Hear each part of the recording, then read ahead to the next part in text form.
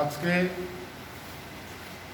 আমরা 37 শিশুমুখ মণ্ডলের পক্ষ থেকে আমরা মণ্ডল কমিটি এবং আমাদের বিধানসভায় যে 8টি এডিসি ভিলেজ আছে সেই 8টি এডিসি ভিলেজের আমাদের যারা জনজাতি অংশের নেতৃত্বরা আছেন, জনজাতির মণ্ডল সভাপতি থেকে শুরু করে গাঁও সভা স্তরে যেসব জনজাতি অংশের নেতৃত্বরা আছেন তাদেরকে নিয়ে আসন্ন এডিসি নির্বাচনকে সামনে রেখে আমাদের এক প্রস্তুতি সভা আমরা করেছি। আমরা কিছুদিন আগেও আপনারা দেখতে পেয়েছেন, আমরা বিভিন্ন জনজাতি এলাকায় আমরা জনসম্পর্কের মধ্যে দিয়ে তাদের সুখ দুঃখের আমরা কিছু জেনেছি এবং তাদের সুবিধা অসুবিধার কথা আমরা সেখানে আমরা দেখেছি। এবং আমরা সামনেই যে আসন্ন এডিসি নির্বাচন, সেই নির্বাচনে ভারতীয় জনতা পার্টির প্রার্থীদেরকে বিপুল ভোটে জয়যুক্ত করার লক্ষ্যে আমরা এখন থেকে আমাদের প্রস্তুতি আমাদের শুরু হয়ে গিয়েছে। আগামী লক্ষ্মী পুজোর পরের দিন থেকে আমাদের প্রত্যেকটা জনজাতি এরিয়াতে আমাদের জনসম্পর্কের মধ্যে দিয়ে আমাদের ফলসভার মধ্যে কর্মী সম্মেলনের মধ্যে দিয়ে আমাদের কাজকর্ম শুরু হয়ে যাবে। আর তার সাথে আজকে আমরা একটা প্রতিবাদ জানাচ্ছি আপনাদের মধ্যে দিয়েই। গতকালকে আপনারা আজকের বিভিন্ন পত্রপত্রিকাতে দেখেছেন এবং আকাশ ত্রিপুরাতে আমরা একটা সংবাদ আমরা দেখেছি যে গতকালকে নাকি এখানে আমাদের বর্তমানের যিনি বিধায়ক প্রাক্তন মন্ত্রী বাদলবাবুর উপরে যে ঋষ্যমুখ বিধানসভার মুহুরীপুর গ্রাম পঞ্চায়েতে ভারতীয় জনতা পার্টির হারমাত্রা সেখানে লাঞ্ছিত করেছে, সেটা সম্পূর্ণ মিথ্যা এবং ভিত্তিহীন।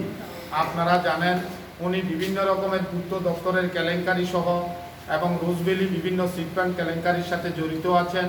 উনি শ্বশুর বাড়িতে গিয়েছেন, শ্বশুর বাড়িতে খাওয়া দাওয়া করেছেন, তারপর উনি সেখান থেকে চলে আসার সময় আমরা দেখতে পেয়েছি এলাকার নাগরিকরা ওনার কাছে উড়ালপুল থেকে শুরু করে পূর্ত দপ্তরের টাকা কোথায় গিয়েছে এবং রোজবেলির টাকা ফিরিয়ে দেওয়ার জন্য, তাদের কষ্টার্জিত অর্থ ফিরিয়ে দেওয়ার জন্য তাদের ওনার কাছে দাবি রেখেছেন। আর সেটাকে ওনারা রাজনৈতিক রং দিয়ে ভারতীয় জনতা পার্টির হারমাতদের নাম করে সেইখানে ভারতীয় জনতা পার্টির উপর যেই কলঙ্ক এবং ভারতীয় জনতা পার্টির সরকারকে কালিমালিপ্ত করার জন্য ওনাদের সেসব চক্রান্ত, সেটার আমরা তীব্র প্রতিবাদ এবং ধিক্কার জানাই।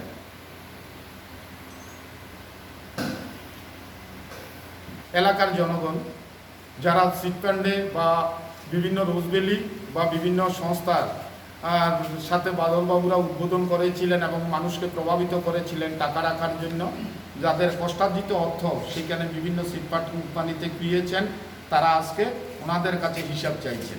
যারা সিটফান্ডে সর্বশান্ত হয়েছেন তারাই। ওনাকে শারীরিকভাবে বা অন্য কোনো? না, শারীরিকভাবে না, ওনাকে প্রকাশ্য বাজারে প্রায় অনেক সামরিক বাহিনীর ইয়ে ছিল, কালকে সেখানে বাজারও ছিল, লক্ষ্মী পূর্ণিমার বাজার। হ্যাঁ, সবার সামনে ওনাকে শুধু ওনার চিটফান্ডের টাকার হিসাব এবং বিভিন্ন উড়ালপুর থেকে শুরু করে পূর্ত দপ্তরের যেসব কেলেঙ্কারি উঠেছে সেই সব টাকার হিসাব ওনারা চেয়েছে, জিজ্ঞাসাবাদ করেছেন, অন্য কিছু না। আর সেইখানে রাজনৈতিক রং দিয়ে আমাদের দল এবং সরকারকে কালিমালিপ্ত করার জন্য বিভিন্ন পত্রপত্রিকায় এবং ইলেকট্রনিক্স মিডিয়াতে বিভিন্নভাবে কুৎসাহ এবং অবক্ষয়। বিজেপির কোনো কার্যকর্তা জড়িত? প্রশ্নই উঠে না সেখানে বিজেপির কার্যকর্তা।